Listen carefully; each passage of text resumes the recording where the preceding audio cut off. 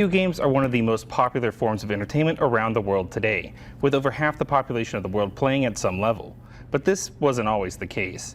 Nobody knows that better than a certain Emmy-nominated writer and comedian whose incredible career includes shows like The Tonight Show, Adam Ruins Everything, and works with Nintendo, Sony, and Valve. His new book, Good Game No Rematch, A Life Made of Video Games, hit shelves earlier this month and chronicles his obsession with video games across a lifetime. Joining me now to talk about that book and his life of gaming is author Mike Drucker. How's it going, Mike? Hello. Thank you so much for having me. I'm glad we could get you. Okay, so I've read the book. It is incredible. It's funny, it's heartbreaking, and for me personally, it's highly relatable.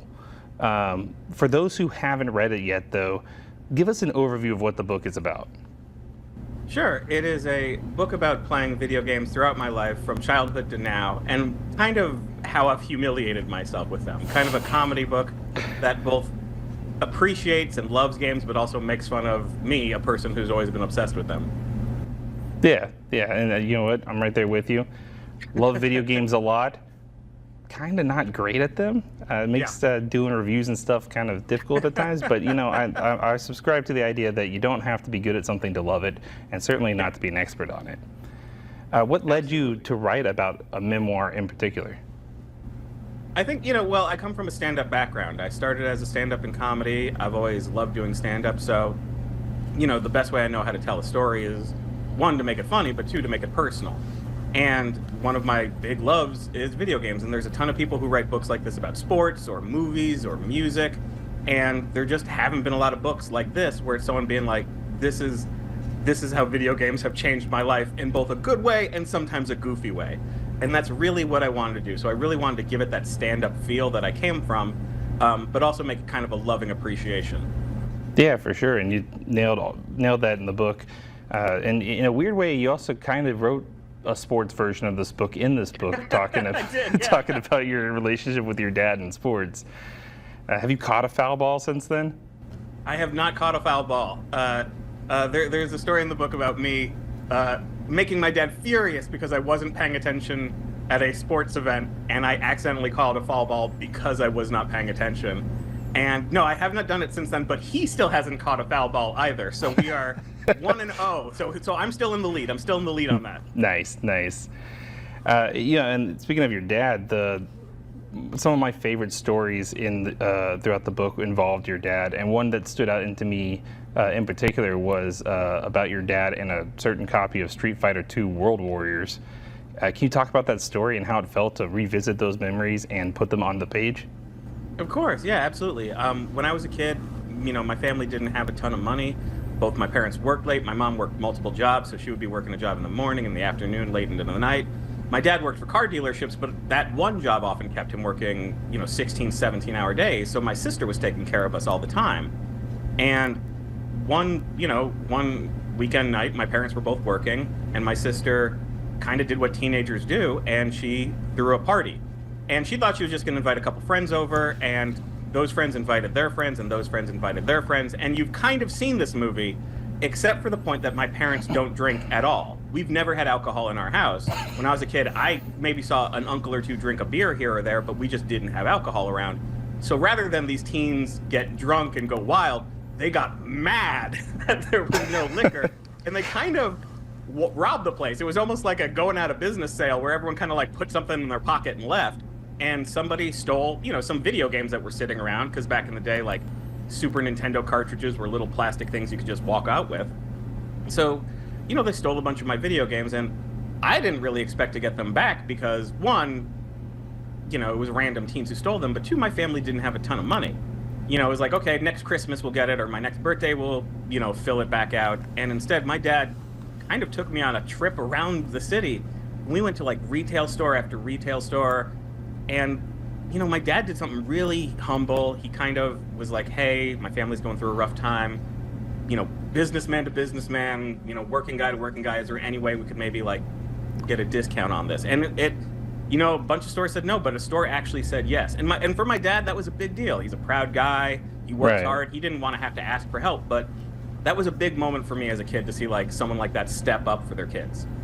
Yeah, it's an incredible thing for a dad to do, especially someone who's full of pride and maybe doesn't get the whole video game thing, but knows that it's your favorite thing and it mattered to you.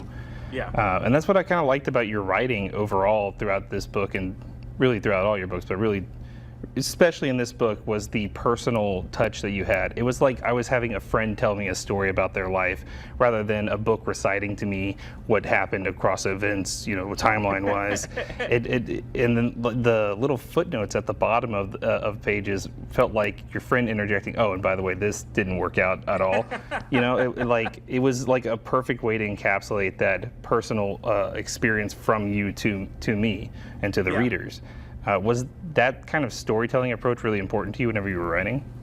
Absolutely. I absolutely wanted it to sound exactly like the way you're saying. I wanted it to sound like I was a friend who was telling you a funny story about my life. The last thing I wanted to do was just, say, hey, everybody, do you remember this? Hey, everybody, do you remember that? Because, all of us have fond memories of these video games, but there's plenty of other books and podcasts and everything that just reminds you things exist. I actually wanted to talk about it. I wanted to be like, instead of saying remember it, I want to be like, do you remember how crazy we were about it? Do you remember how we acted about it? Do you remember how nuts we as kids went for Mortal Kombat?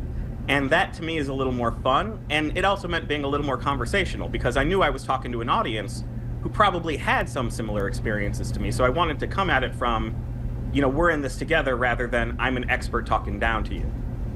Yeah, for sure. And it worked out perfectly like that. And I think that this book kind of functions on two levels. It's a memoir, but it's also a rough history of gaming from the point in which you joined. Oh, yeah. But more than that, there's a lot of good themes in this book. What are some of the themes that you think people can relate to the most here? Well, I think one of the things I really wanted to talk about was, I'm sure you've had it, and I'm sure a lot of people who are seeing this had it, where you were told growing up that games were bad for you, they were going to ruin your life, they were going to make you less productive. And, if anything, I discovered that games helped me. They helped me. When I had a job interview with Jimmy Fallon, video games were my foot in the door with the conversation. When I, met people at jobs, I was often like the Nintendo guy who had something to talk about. Or even when I was a kid at school, it gave me a common language. And, to my mom's credit, growing up, she was someone who was like, I see that you're reading a lot. I see that you're solving puzzles. If you're using your brain, I'm very happy that you're doing this. And I kind of wanted that to be a message that, you can grow up with this, you can make a fool of yourself, and it can still be a very valuable part of your life. And I also wanted it to be just a look at the way that, we absorb media, the way that we experience things, the way that our worldviews change when we're super obsessed with something like games or sports or music. And I hope that comes across.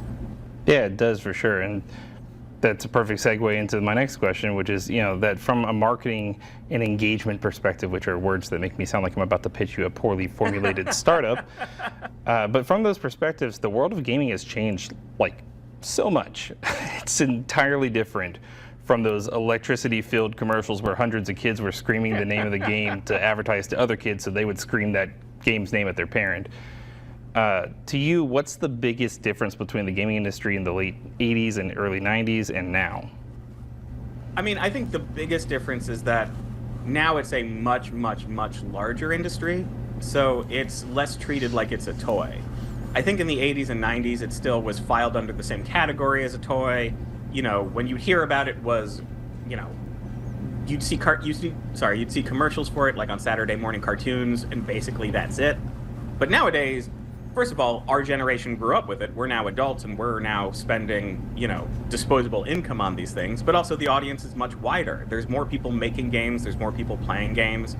The average gamer isn't just a person who looks like you or me or one of our friends. It's, somebody who might be on the bus who's playing, Candy Crush. There's someone who's, playing a dress-up game or Animal Crossing or, Stardew Valley. It's so varied now that there is that element of the 80s and 90s. There's still that hey, are you hardcore enough? But there's also a lot more to it as well. It's almost more resembling the, movie industry or the television industry than it was when it represented resembled the toy industry. I'm going to ask you about some games from the past that have fallen out of the public eye that I just want you to answer reboot, remaster, or leave it in the past, okay? Sure, yeah. All right, Power Stone. Remaster. I want to say reboot, but Power Stone is so fun that I don't want them to get it wrong. So right now I'm just going to say remaster, but hopefully. Oh yeah, I would agree with that. Pilot Wing. Pilot Wing reboot. I think we could do a new Pilot Wing. I would love it. I'm surprised that they didn't try with the Switch too, honestly. Yeah. It feels like a perfect Switch too, kind of, especially with the mouse stuff. Star Fox. Reboot. We need a new Star Fox. We just need a new Star Fox. Been saying it for years. Nintendo refuses to listen or take my emails anymore. And then Clay Fighter. Oh, I was just thinking about Clay Fighter. That's so crazy you bring that up. I would love a new Clay Fighter. I was literally looking at trying to get the blockbuster edition of the Clay Fighter Nintendo 64 game that has the extra characters. Yeah. I can't believe you brought that up, man. I was just thinking about it because we're watching trailers for this new game, this all stop motion horror game that's coming out. And I was like, oh, it would be really cool, a stop motion fighting game. And I was like, we kind of already got that though with Clay Fighters. We just need a new Clay Fighters is what we need.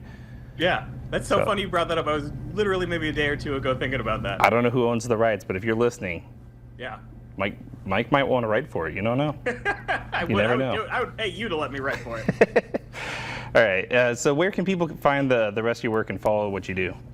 Sure. You can find me on social media on X at Mike Drucker. You can find me on a lot of other social media: Blue Sky, Instagram, Threads, TikTok at Mike Drucker is dead. And the book Good Game No Rematch is available hardcover, digital, or audiobook. I read the audiobook. So it's sort of like a very long stand-up album, which I like a lot. And it's available anywhere. So you can get it at Amazon, Barnes & Noble. If you have an independent bookstore, if you want to ask your library for it, it is available everywhere. Fantastic. Before we go, anything else you want to add about the book that you just think will be an extra good selling point? Listen, if you've ever wanted to hear about someone getting absolutely creamed at Nintendo of America in their official headquarters during a paintball match, this is the only book that'll have that information for you. Perfect. It's a perfect sell. Thank you so much for coming on and talking with me. Once again, the book is Good Game No Rematch, A Life Made of Video Games. It's on store shelves and online everywhere. Like you said, the audiobook is narrated by him, so bonus there. We'll be right back.